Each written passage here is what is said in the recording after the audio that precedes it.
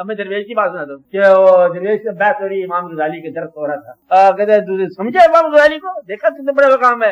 मैं इमाम गजाली को नहीं मानता। वो दरवेश में मुझे चाकू निकालो, फिर इसको मारो। तू इमाम गजाली को नहीं मानता?